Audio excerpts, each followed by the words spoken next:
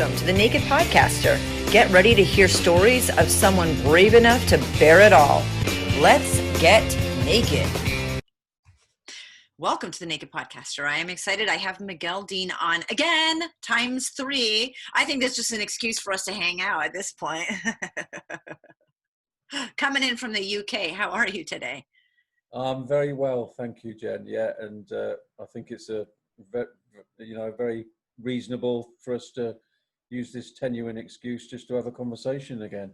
Yeah, which, we don't have to record every conversation, but it's fun to. Your website is migueldean.net. Everything's in the show notes. Your previous episodes also will be in the show notes. But let's talk a lot about the website and what you do and who you are. You have podcasts, videos, blogs, events.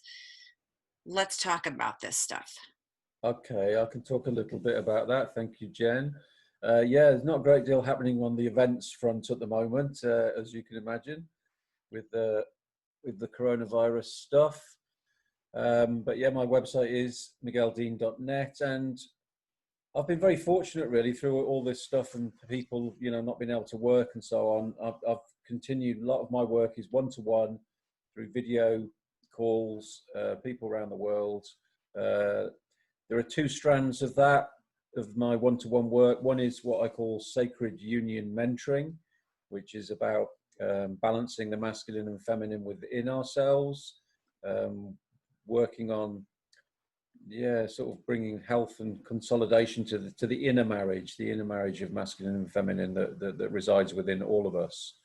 When we become complete and whole and wed inside, then we are at peace and a more loving, comfortable person to be with. And then our relationships with another become kind of like the icing on the cake, rather than all steeped in codependency and neediness and all that sort of stuff. So yeah, that's part of my one-to-one work. And the other strand of my one-to-one work, which is happening, is I just call it youth mentoring. It's working with young adults, usually young men, usually between sort of 18 and 30, they seem to be, for the most part. And that's, that's often just about being a positive, male figure. And there's a lot of young men, a lot of youngsters brought up single parents and so on. So it's just a bit of positive masculine energy in their lives, really. So that's very much what I'm about. And of course, as I reach over, I do a bit of writing as well. And my last book, Bringing Home a Twin Flame Love Story. So, but yeah, I'm actually really taking it easy at the moment, Jen. I'm kind of like with lockdown and everything, I just decided to take it as an opportunity to explore, because we live in a patriarchal society, it's all very much about that, doing and action and outside and effort and push and all this sort of stuff. Now, the other side of the coin, obviously, is the sort of more feminine energy of allowing and surrender and listening and spaciousness and, all that stuff that is needed in balance with the other. But I think my experience is that we're all a little bit too masculine for the most part. We've kind of like got a slant, towards doing and action and these sort of more masculine qualities. So I've taken this opportunity to drop more into the feminine, more into spaciousness, more into non-doing, more into introspection, more into taking it really easy, rather than, because I have interesting experiences with that. I call it inner marketing. Instead of worrying about, oh my God, where is the money going to come from, or where are my clients going to come from, and this event's been cancelled. And I thought, right, well, if I just drop deeper inside and do some more work on myself, and then find another layer of learning to mother myself, then I bring myself more into alignment, then universal energy flows through me more, and abundance and everything just manifests like that. So that, and it seems to be what is happening. It seems to, I said at the beginning of May, I'd like 6 new clients, and I'm not going to do anything conventional about, you know, getting more clients, you know, writing more blogs, doing more advertising, blah, blah, blah. What I'm going to do more of is walking on the land, resting, relaxing, and just going with what feels good, being kind, meeting people, just chatting, and, you know. And so far I've got 4 new clients, Jen. We're 2/3 of the way through May, and I have 2/3 of the clients that I asked to arrive. So this is kind of like a bit of an experiment, really. Yeah, just dropping into the feminine and that, you know, do we have to work really hard? Is that really an outdated paradigm? Do we have to work hard and sweat and tears and push, push, push in order to be at peace or successful? I'm not sure, so I'm exploring an alternative way. I agree. And as we're recording this, we're 2/3 way through May. So we're in the throes of COVID, which is, regardless when this is listened to, if you look at a situation that you have no control of, that might be scary and create anxiety and, you know, all the emotions that are going through people in this situation, regardless of this situation or others to come or others in your life, you know, you can have a death of a parent or an illness. There can be all kinds of things that really flip your world around. And I don't love the word self-care, because I think it's got some weird negative connotation to it, putting the oxygen mask on yourself, but it's all true.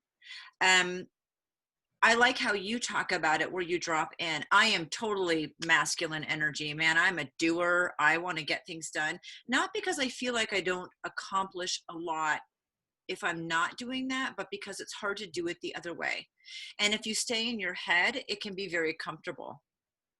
I've learned about myself, if I say I don't know how to do something, like, oh, it's my business, I'm redoing my website, I don't know how, like, that is, I am in my head, and it's a hamster wheel, and I will never get through it. Like, there is no end in that. It is a perpetuation of me staying in my head and not getting the answer.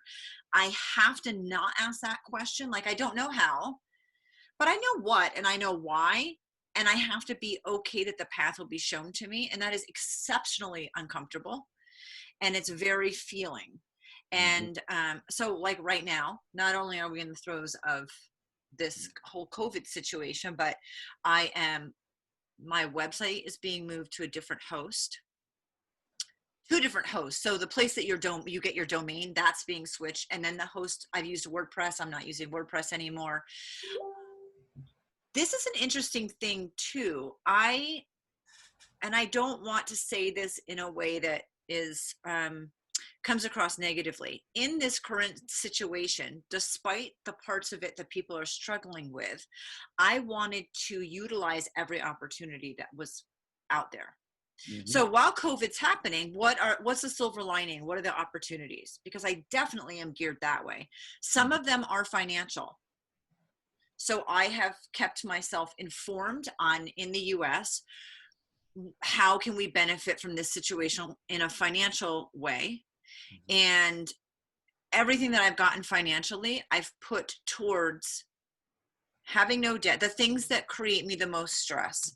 So I've decreased my debt as much as possible. I've decreased my monthly payments as much as possible. And I have hired the things that create stress for me, moving my website. I said, we're moving my website. I didn't say I am, because I'm not. I paid somebody to do it. And it's the first time ever I have been able to do that I have been able to allocate money to pay for someone to help me with these things. And so I try not to use the word capitalizing on every opportunity within this situation. Some of them are emotional support. Some of them are additional podcasts. I was doing the podcast release twice a week, and I was for 8 months, and I decided I don't have the bandwidth. So I sent an email out the beginning of this week saying, you know, if you were on the calendar and I told you a date, that might change. So if I record today, your release will not be until January of 2021. And you know, you have to drop into that. The first thing I did was, well, how am I going to decrease the stress? Nope. Instantly, that's doing in head. So what's stressing me out and why is that? And if that's my pain point, um, what's the solution to that pain point to decrease that stress? So Mhm. I did that with finances as much as I have been able to do so far. I did that in delegating. I've done that in my calendar. Mm. And so, although different from some people where I have less time because I'm homeschooling now and I worked from home. So, like, nothing's changed for me business wise, except I have less time to do it in. A lot of people are finding the opposite, more time. Mhm. And regardless of that, you're right. You have to drop in and figure it out. So that's kind of how I've done in the limited time that I have. What are my pain points? What's creating discomfort and stress for me? Mm. And what can I do? Well, why, first of all? Because sometimes when I recognize why something's uncomfortable, like homeschooling, for example, Mm. um, the answer is not to do it less. The answer is to determine what the reason is. Why is that creating? Why is that a pain point? Why is there stress here? And once you recognize it, diffusing it, the answer isn't always less time. Sometimes it's just massaging other things. So Yeah. Or just reframing it, just seeing it through a different lens, eh? Yeah. for Yeah. that, for us in the US, for parents out there who have to school their kids, we were forced to do distance learning with our kids. We had no choice. And I realized that that felt like something, being forced to do something is not a comfortable feeling for me. I did Mhm. not want to feel forced to distance learn with my kids. And so I had to think of it as like, I'm not forced to do anything. I'm embracing this opportunity to homeschool, which is something my husband and I had discussed before, we Mhm. hadn't done. And this was an opportunity where were able to do that for about a 3-month period of time and decide if we wanted to continue. And then I was like, oh, how cool is this? What a great opportunity. Yeah. Yeah. So that was a reframing of the situation. Mhm. Mhm. I guess my big reframe around the whole COVID stuff is, because, I see things a lot, Jen, through the lens of the masculine and feminine. And it just seems like, you know, all this information was coming out and so on, and there's all these conspiracy theories and all this different stuff. And my conclusion was, we can't really work this out with our minds.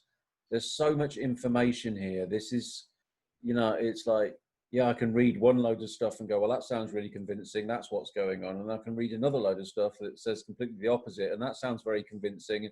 And they've both got scientific evidence to back them up, and this paper and that interview and all the rest of it, that it was just a kind of, okay, I can't work this out with my head, because it's, I could choose a story, because you see, the ego loves, what the ego hates most is not knowing, isn't it? It's like not being in control, Mhm. not knowing. So I decided to use it as an opportunity to just take a little bit of power away from my ego and go, okay, Miguel, you're going to be totally in the not knowing. You're just going to accept that you don't know what's going on here, and you're just going to drop into that and learn to be okay with that and have faith.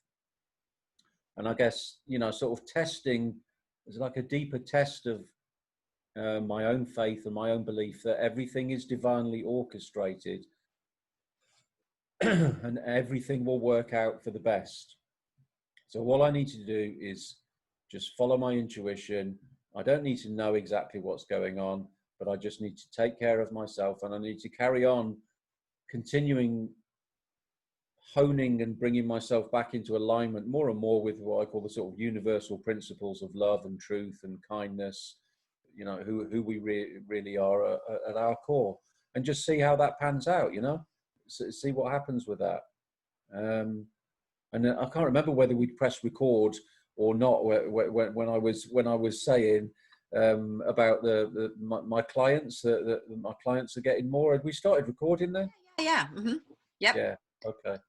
Yeah. So, it's an experiment. It's an experiment in how comfortable can I be with not knowing. I don't know where the money's coming from. I don't know, where my business is going. You know, I don't know about my, all the stuff about my health and all the bigger, wider stuff, what the government are going to pull out of the hat next. But my experience is that I've been minimally affected by the whole thing. I actually moved house during the lockdown. You know, I moved to where I am now in Glastonbury, and yeah, you know. So as you were saying, everything's an opportunity, isn't it? An opportunity. This is for me is an opportunity to explore being in the not knowing and just getting more and more comfortable with that, because it seems, maybe we're going to have to accept that that's going to be more become the norm, because we had this illusion that we knew what was going on because we watched or listened to the news. But I think it's become very clear that watching and listening to the news isn't doesn't necessarily mean that you're well informed at all. That whole question has become rather big, hasn't it? Yes, and we don't know moving forward how long this. The interesting thing is that we can look at history. There was this flu here in the States in the 1830s, and we have hindsight and retrospect on that because it's over. When you're in the middle of something, of anything, I mean, this is one situation, and yes, it's unprecedented and huge.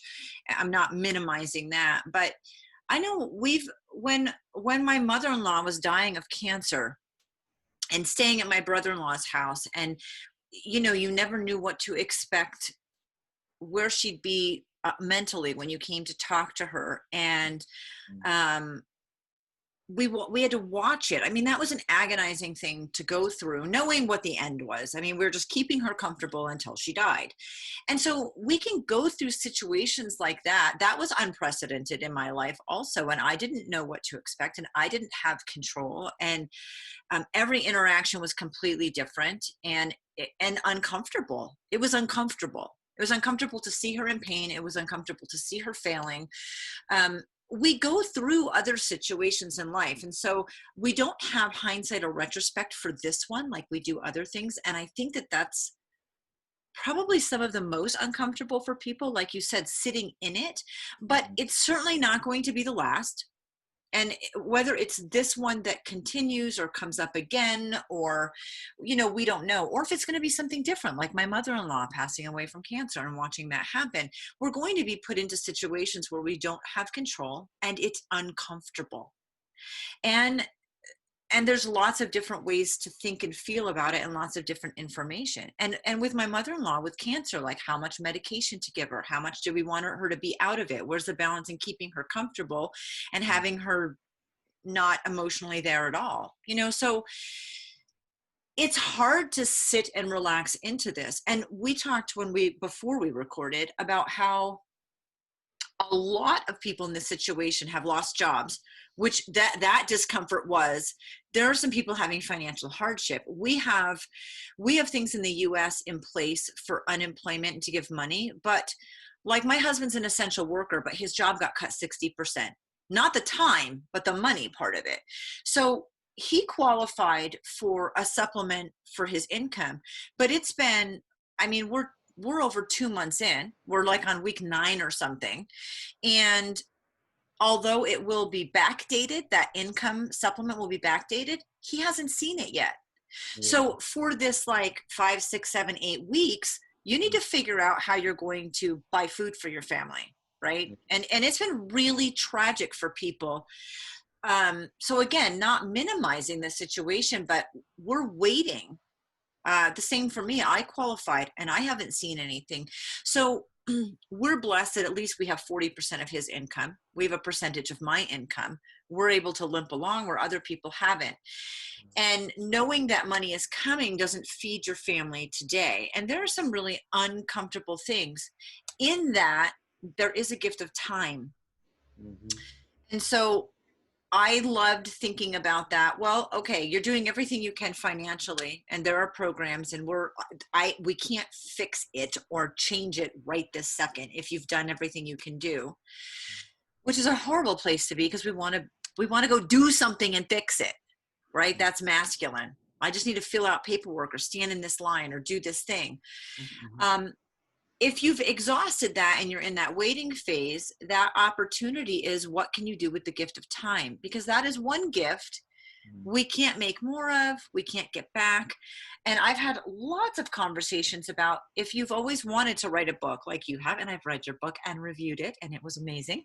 But if you, if you've always wanted to write a book, now is the time. If you've wanted to do additional training, maybe change your career a little bit or completely, now is the time to do that. And it's really hard to get past that conscious relationship that we're kind of talking about, the masculine and the feminine. It's really hard to get out of that masculine and sink down and switch gears. I think, I guess it's going to be, harder for different people, to varying degrees. It's something that I'm reasonably comfortable with. All my work is about the balance of the masculine and feminine. So I'd be a total hypocrite if I was just like, Mr. Action, doing, and, never gave any priority to the more feminine energy and stillness and spaciousness. But yeah, so I think it's going to be different for different people. But I think there's been a shift. There's been a shift through the coronavirus thing, because at the beginning, when there was so much fear and we didn't know what was going on, and there was all this kind of, just massively well, my perspective is it seems to be rather overinflated by the media, the fear. But when that happens, it's like, and everybody got brought down to you're familiar with Maslow's hierarchy of needs, yeah? Yeah. The triangle of sort of like, basic needs at the bottom for survival, and food and shelter and so on. It's like we got brought back down to our basic human needs. How am I going to feed the kids? Am I going to be able to pay the mortgage or the rent and so on? It was real. So all our energy was at that real basic level. I think as things have perhaps got a bit clearer, and we're kind of like, coming out the other side of whatever this is, then there's the potential to put your energy into creating and, the new business or the new book or whatever. But I think a lot of our energy was in this kind of survival mode and this fight and flight, this fear mode, at the beginning of this crisis.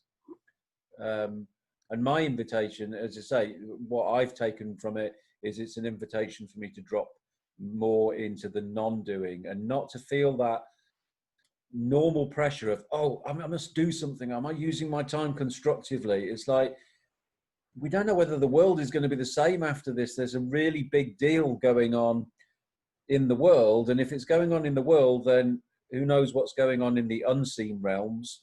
But, as without, so within, there's obviously a load going on energetically as well. So for me, it was more of okay, perhaps this is a time to just drop deeper into this self-care, resting. What do you love doing, Miguel? What tops you up? What makes you feel really alive? And interestingly, that's kind of combined. Lockdown here in Glastonbury is a bit different, I think, to a lot of places. I don't know if you're familiar with Glastonbury, but it's a real alternative. They call it the heart chakra of the world. There's an amazing, very old site, Glastonbury tour, but there are full moon parties up on the tour, and gatherings and music, and group meditations all out on the land, under the sky. So there's stuff going on, and I've spent a lot of time just exploring the land and being with the Great Mother, as I call her. But I found it's led me to having conversations with people. And some of those conversations, because I'll talk to anybody, in Glastonbury, you've got the sort of real goddessy type, spiritual, pure, you've got your vegan fascists, you've got your drug addicts, you've got your homeless, you've got, all the sort of young kids that are just smoking weed and tattoos everywhere. You've got all the sort of different melting pot of alternative people. But I love everybody. I like talking to all these people. I think that it's all really interesting. And in me just doing my thing, being on the land, being out and chatting to all these different people, it's as a total side product, it's benefited my business. I've ended up with with clients as a result of just going out there and being kind and having a chat with people and being amongst it, sort of thing, you know. So I'm not quite sure what the point was there, or quite where we started. On it, I am the doer. I have a lot of probably masculine energy, and I'm not. I have to struggle with that balance a lot. Mm-hmm. But when all of this happened for me, because I looked at everything as like, well, I tend to look at everything as what are the silver linings in this situation? Yeah. I've been like that for years. That's how I designed my coaching and my public speaking. It was that I realized I have this skill set where I look at a situation that's potentially really negative, but for me, I am looking at all the silver lining within it. So when this situation happened, like I said, for me, I guess maybe I dropped down more easily than I thought. Maybe I need more stress. I don't know. But my doing was less. And some of that was out of necessity because I was homeschooling. So it was a shift in my priorities. But also, I mean, usually like I need to figure out this tagline, or what are the colors on my website, or I need to do the copy, like I need to do these things. And I have asked for a lot more help from people. Yeah, yeah. And when they said, well, I'm busy today, like, I have no stress in the timeline. There's not a timeline. When if you have some insight on, if you do, when it happens, that's the right time. So it has actually got me to slow down, but I do want to address the outside element also that you brought up. Because I'm a runner, so I go outside and I go running, and it's a huge, I mean, physically it feels great usually to be done, not always during, but to be done, certainly it feels great after you've run. But I also knew years ago, I realized that I never think that I'm angry about things unless I go running. And then I'm like, wow, I'm really pissed about that, because you get to process your information differently. And it definitely, through my years and years of running, I allowed myself to admit that I am not as passive as I thought I would have told you I was. Oh no, I almost never get angry because I'll recognize it and I don't allow myself to. That's why, not because I don't feel those things. And so when I was running less, I had to find, like, I have got to be outside.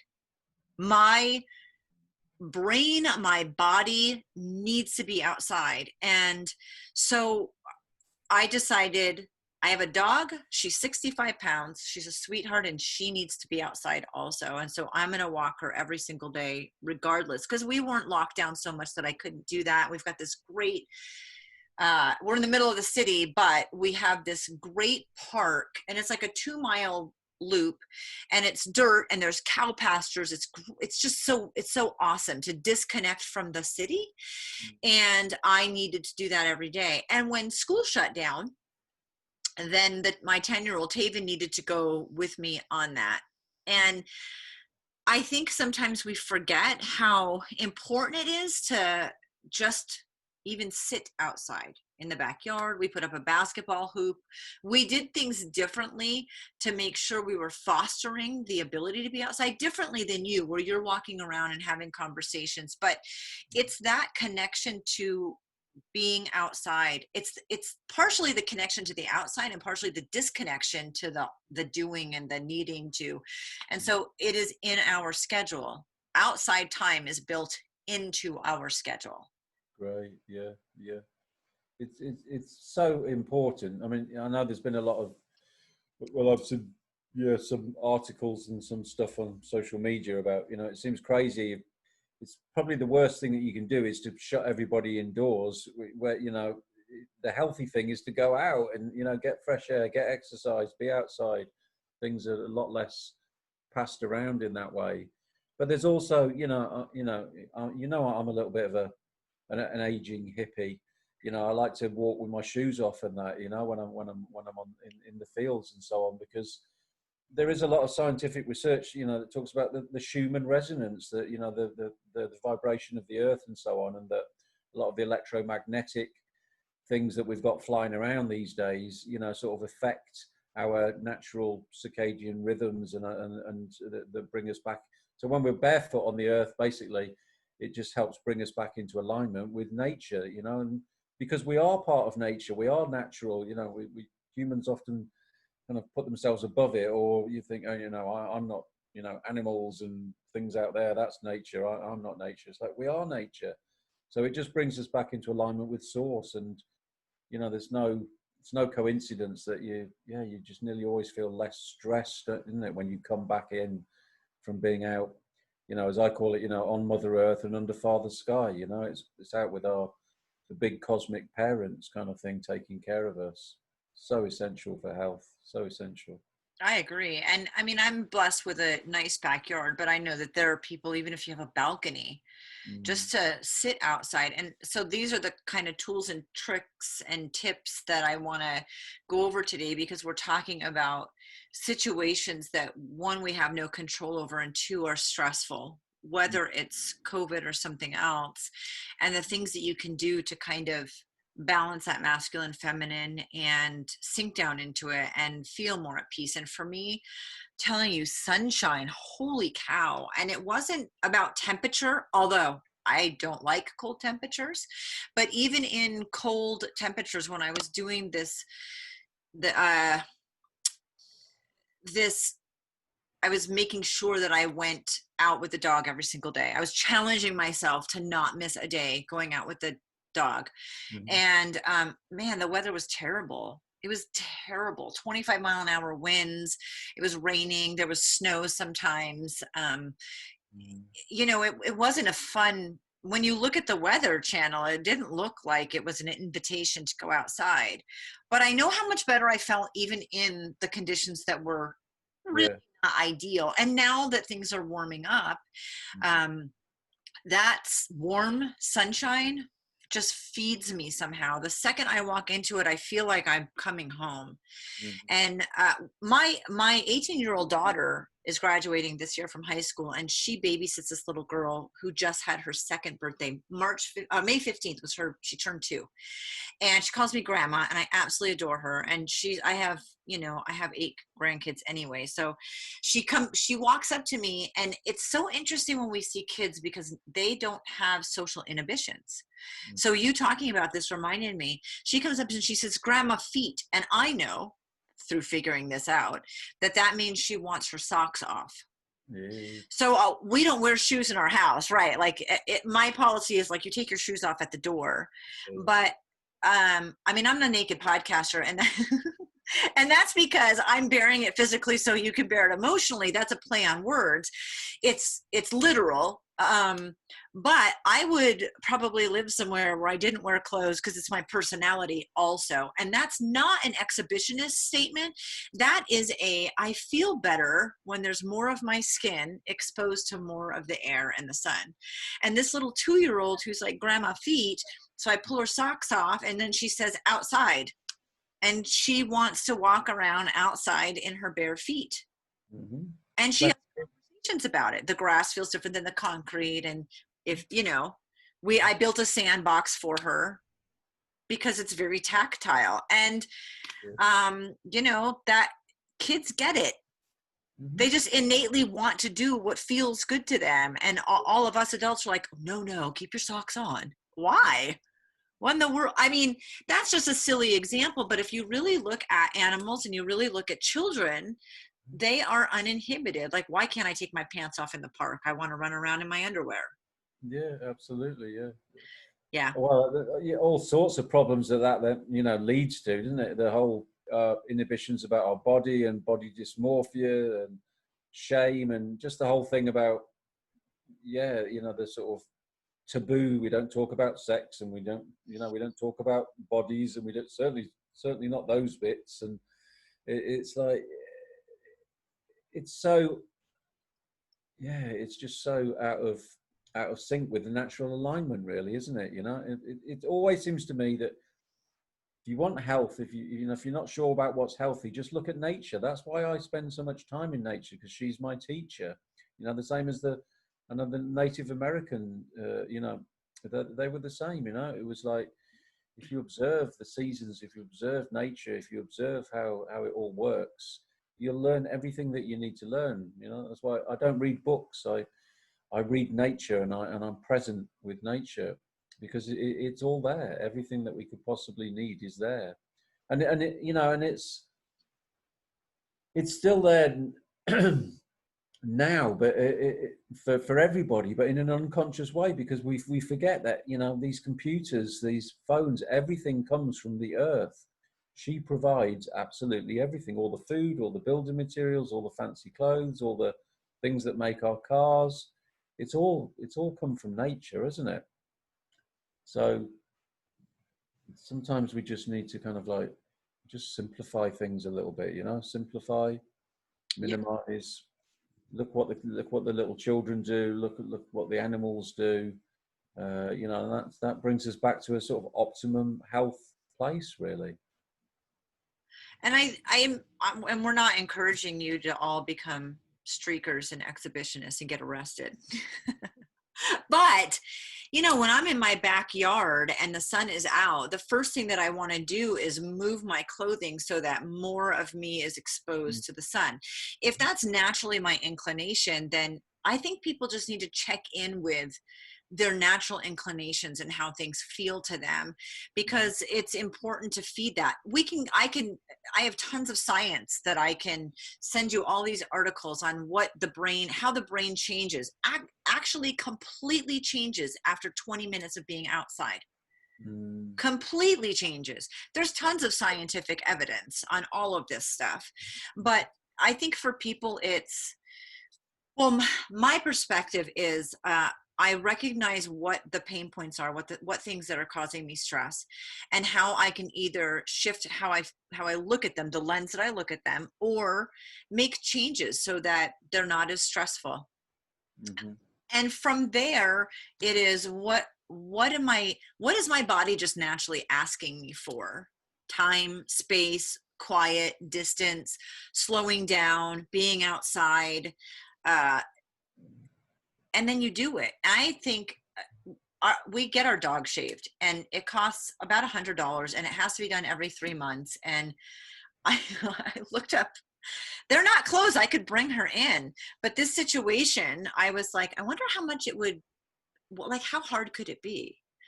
And so we ordered a pair of clippers that were $60. So I was like, okay, that just paid for itself. Even if I have to buy a pair once a year, that's $60 instead of $400 if we bring her every 3 months, and I can do it more often. And so I figured out how to shave my dog, which seems silly, but she's 65 pounds and super hairy, and it was a mess, and it was a process to figure it out. But I think sometimes, like, that was a pain point. I didn't want to spend the money or take the time or bring her down or have to do the social distancing or whatever. I wanted to figure out a better, easier way to accomplish this. And so I did. If it had failed miserably, Mm-hmm. then there's always a plan B. It's not like, well, now I'm a failure at that. It would have just been like, now I know why I bring her in, you know? So I really feel like whatever our pain points are, even things silly like shaving my dog, you can find a way to do something differently if we sit down and just think out of the box a bit. Yeah, yeah. There's always a different way. There's always a different way. I mean, I've worked very similarly, you know, with in my one-to-one sessions and with the people that I work with. It's always like there's always a gift, and it's kind of coming away from the sort of mind judgment of this is good and this is bad. What if everything just is, you know?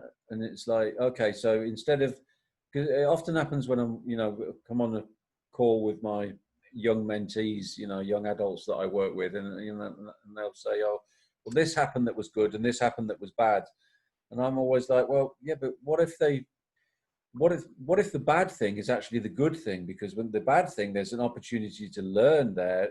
Just because it's uncomfortable, we call it bad, and it's like to be avoided. But what if we actually put some focus on that and go, okay, well, so what's the, just as you're talking about, Jen, if we give a little bit of energy to it and go, okay, what's the gift here? You know, how do I reframe this? What is life? What is the opportunity in this situation that's taking place at the moment? It seems to be a much better way of living our lives, but we've been sort of conditioned to a large extent to, avoid uncomfortable things and to try and get more of the comfortable things and the nice things. But life is about embracing both, isn't it? You know, you have to have, you can't have happiness without sadness. You can't have, you know, up without down. You can't have masculine without feminine. So the more we embrace it all, the more at peace we are, and the less energy we have to put into trying and avoiding the uncomfortable stuff and moving towards the comfortable stuff all the time.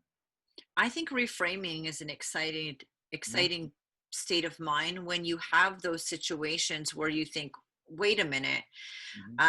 I actually find that really exciting. And I like to be, but I like to introspect though, that is it my attitude or the lens that I'm viewing this as, or is there a solution that could make this fun and more comfortable? Or is this just a space that I need to lean into being uncomfortable? I think it's exciting to figure out, you know, as soon as this COVID situation happened, I was like, wait a minute, there's got to be some serious opportunity within this.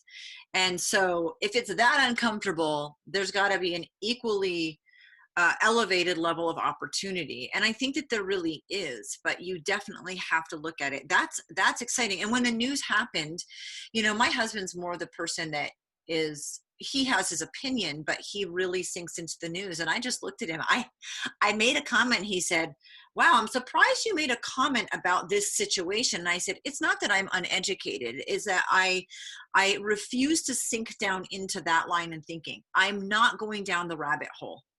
So I think it's possible to be educated about situations and make decisions and have opinions without being sucked down this weird rabbit hole, because I know where the rabbit hole goes. It goes to stress and anxiety, depression for some people, a feeling of overwhelm.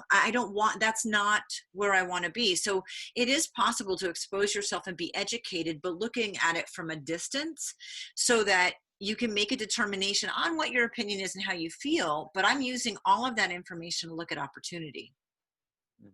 Otherwise, we get into this conspiracy, worst case scenario, and what if, and what create the story in our minds, not just of what's happening, but what could happen. And I don't like to be in the story I create in my mind. It's not a happy place. So instead, I think it's exciting to become educated, but do it more peripherally, and then look at it from a place of, so there's got to be, if there's a lot of discomfort, there's a lot of opportunity, and to kind of dissect that. That's much more fun to me. But also I found a lot of opportunity. And in every situation, you know, when my mother-in-law had cancer, it was uncomfortable to talk to her. And there was one time I knew I needed to, even though it was uncomfortable. And there was one time she had this whole conversation where I think she had one foot on the other side, and she was projecting a potential future. And she said, I know my son is really difficult sometimes and it's going to get worse, but you need to hang in there because I promise you it will be worth it. And I was like, I'm out. I need to get out of this room right now. I do not want to have this conversation, you know? And she's like, no, you, and I said, I'm looking for the escape route. Where's the hole I can drop into? And no one was around. And I said, and she said, I know that you don't want to hear this, but you need to listen to me. And I thought, oh my gosh, she's doing that thing where maybe it's some morphine. And it was very, very difficult for me to sit in that seat and stay there and just listen. And I could have just thought, oh, these are the ramblings of a crazy woman who's on a lot of morphine and is dying of cancer. But I didn't. I took it as an opportunity to maybe get some insight from someone who was in a different place than I was, that could offer me something that I needed later on. So we have to drop in, and it's really uncomfortable. It can be, yeah. It's not that uncomfortable for me, but you know, it's different for everybody. And that's because it's been my practice, you know, for a while, and it is because I guess it's pretty much is it the ultimate sort of underpinning belief that, you know, that I live from is that everything is divinely orchestrated and that everything is happening for my highest good. And just because it's uncomfortable, you know, just the same as you, doesn't mean that there isn't some silver lining. There's something, an opportunity, you know, benefits, stuff to be learned from it. So yeah, yeah. I mean, you know, I think a part of it is as well that what's happened with the whole COVID stuff is, you know, in a way, it's made everybody have to come into contact a little bit more with the ultimate taboo in our society, which is death. You know, what is the thing that makes most people uncomfortable? You know, it's like, you know, they say, you know, we don't talk about it. It's we're especially in Western society, you know, we're hopeless at it. You know, the grieving, the talking about it, the being open about it, etc. So it's kind of, everybody is, all of a sudden everybody has been a lot closer. You know, that this thing that we keep, which I believe, yeah, to a large extent, we keep so busy so that we avoid the fact that, you know, that we're going to die, that we forget about it, that actually this existence is so fragile and so temporal and you know, and over in the blink of an eye, that, you know, there is this deep fear of, oh my God, you know, what's the thing we have least control of? Death. It's, you know, it's pretty much the only thing, you know, that we can't avoid. And death and the weather, I guess, you know, we don't seem to have much control over that. Although, Yeah. and the conspiracy theory stuff and the chemtrails and all that, perhaps we do have control over the weather. I don't know. But yeah, you know, it's an opportunity to drop into the not knowing and to, because it's the ego that always wants to know.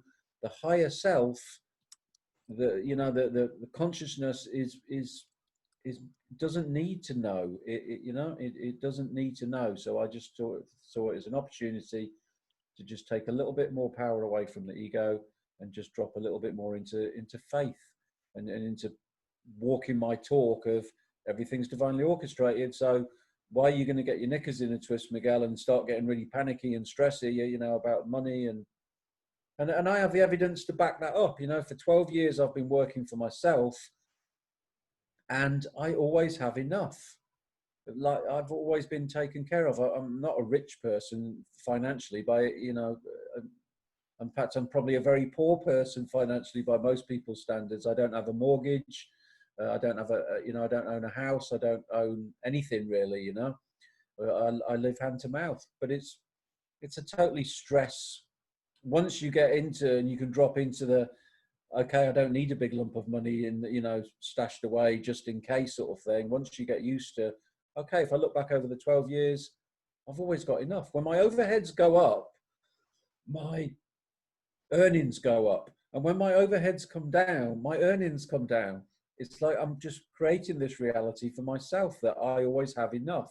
I never have a load of surplus, but I always have enough. So this experience has been, you know, really interesting from that perspective. You know, can I totally be at peace with, I really don't know where the money's coming from. I don't know what my business is going to look like. I don't know, you know, how I'm going to make ends meet, but I'm going to follow my heart and I'm going to do what nourishes me and I'm going to do what feels in alignment with who I am and honoring myself and taking care of my needs, because the outside world is just a reflection of the inner state of me. If my marriage inside is really good, then my life is really good. If everything's all muddled and trauma all mixed in and wounded inner child's all playing up inside, then that will manifest in my external experience.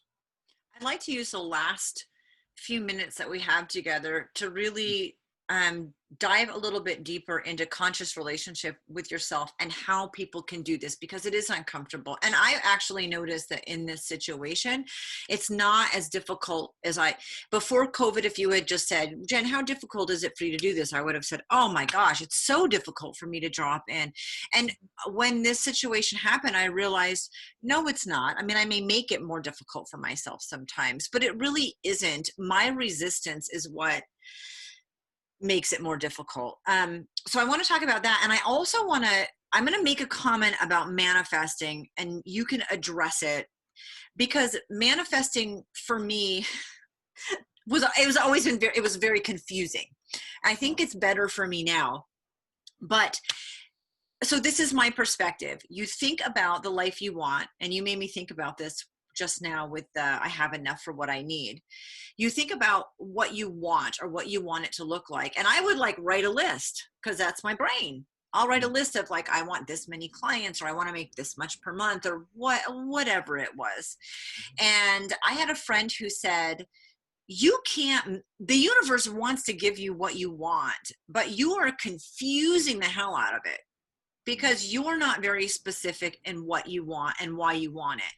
And it's more important to think about it from how will it feel when you're in that place, instead of I want to check this box and to check this box. And now, you know what, I'm going to change my boxes and how they're checked.